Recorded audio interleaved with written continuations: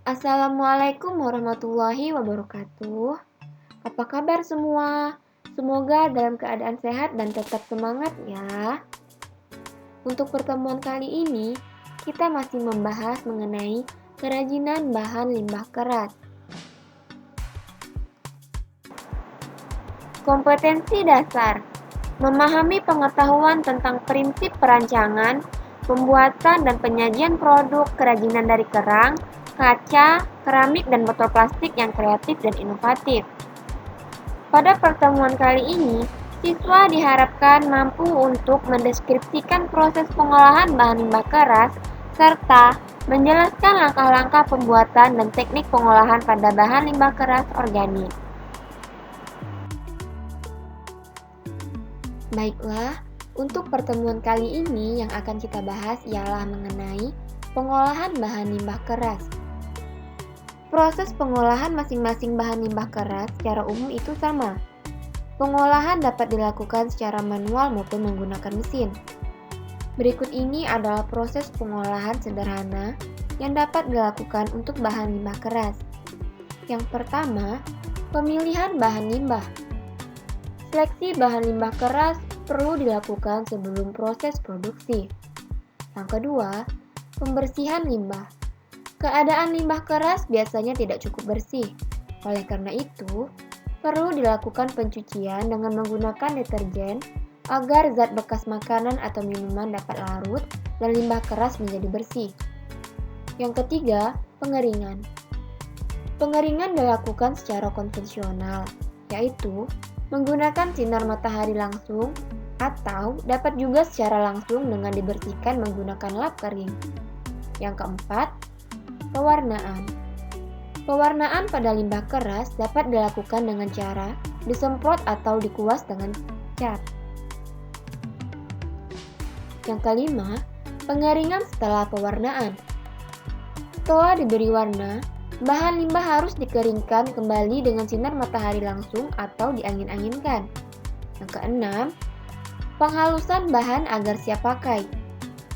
Bahan limbah yang sudah kering dapat di-finishing agar mudah diproses menjadi karya. Proses finishing juga berbagai macam caranya, seperti dipotong, ditempa, dilem, digerinda, dan diamplas.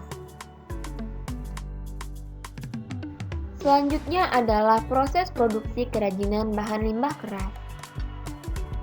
Pembuatan produk kerajinan di setiap wilayah tentunya berbeda dengan wilayah lainnya. Berikut ini merupakan penggolongan hasil limbah keras yang dapat dijadikan bahan baku produk kerajinan dilihat dari kondisi wilayahnya. Yang pertama, daerah pesisir pantai atau laut. Limbah keras yang banyak tersedia seperti cangkang kerang, tempurung kelapa, sisik ikan, dan tulang ikan. Yang kedua, daerah pegunungan. Limbah keras yang banyak dihasilkan di daerah ini adalah limbah kayu pinus, kayu abasia, dan kayu kampet. Yang ketiga, daerah pertanian. Limbah keras yang didapat di daerah ini adalah tulang-tulang hewan ternak seperti tulang sapi, kerbau, kambing, ayam, serta tulang ikan. Dan yang keempat adalah daerah perkotaan. Limbah keras yang dihasilkan di daerah perkotaan biasanya berupa pecahan kaca, pecahan keramik, potongan logam, dan aneka plastik bekas perabot. Pada pertemuan sebelumnya, kita sudah membahas mengenai jenis kerajinan bahan limbah keras. Bahan limbah keras dibagi menjadi dua jenis, yaitu limbah keras organik dan limbah keras anorganik. Sekarang yang akan kita bahas yaitu mengenai kerajinan bahan limbah keras organik. Bahan limbah organik keras dapat menghasilkan produk kerajinan yang memiliki nilai jual yang sangat tinggi, apalagi jika didesain dengan inovasi yang selalu mengikuti perkembangan zaman. Produk kerajinan yang telah jadi akan semakin bernilai jika diberi kemasan yang baik dan menarik. Berikut ini adalah contoh produk kerajinan dari limbah keras organik yang dapat menginspirasi pembuatan karya. Yang pertama adalah kerajinan limbah cangkang kerang. Cangkang kerang terdiri atas cangkang kerang betina dan jantan. Cangkang kerang betina bersifat lebih lebar, tebal, dan tidak mudah rapuh dibandingkan cangkang kerang jantan. Para pengrajin cangkang kerang menggunakan cangkang kerang yang lebih kuat dan kokoh. Artinya, cangkang kerang yang digunakan dari jenis cangkang kerang betina. Adapun proses pengolahan cangkang kerang setelah diambil dari pantai sebagai berikut. Yang pertama, cangkang kerang dipilah-pilah sesuai ukuran dan bentuknya. Yang kedua,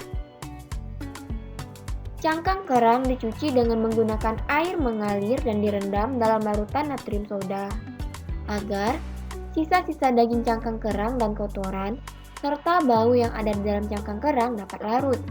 Ketiga, cangkang kerang dikeringkan dengan pengering, tidak menggunakan sinar matahari langsung agar kualitas cangkang kerang tetap terjaga dengan baik. Yang keempat, persiapan bahan baku cangkang kerang dengan cara dikikir, diamplas, atau dipotong sesuai kebutuhan. Yang kelima, cangkang kerang siap dibuat produk kerajinan sesuai desain yang telah dibuat. Produk kerajinan dari limbah cangkang kerang. Hasil dari limbah cangkang kerang adalah kerajinan yang unik dan disukai banyak orang.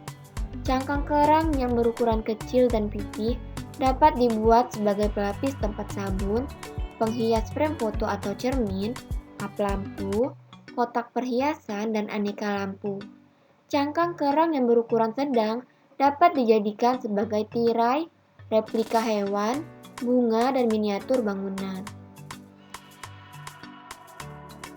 Berikut adalah salah satu contoh pembuatan kerajinan dari cangkang kerang, yaitu membuat gantungan kunci dari cangkang kerang. Bahan yang digunakan untuk membuat kerajinan cangkang kerang adalah kerang. Kerajinan yang dimanfaatkan juga beragam bentuknya. Setiap kerang memiliki nama seperti kerang darah, kerang hijau, kerang lokan, kerang remis, dan kerang tiram. Bahan-bahan tersebut dapat dipadu-padankan dengan berbagai hiasan seperti logam perak, manik-manik, dan mata-mataan untuk bentuk hewan. Kemudian alat pembuatan kerajinan kerang diantaranya adalah amplas, kikir, dan lem tembak.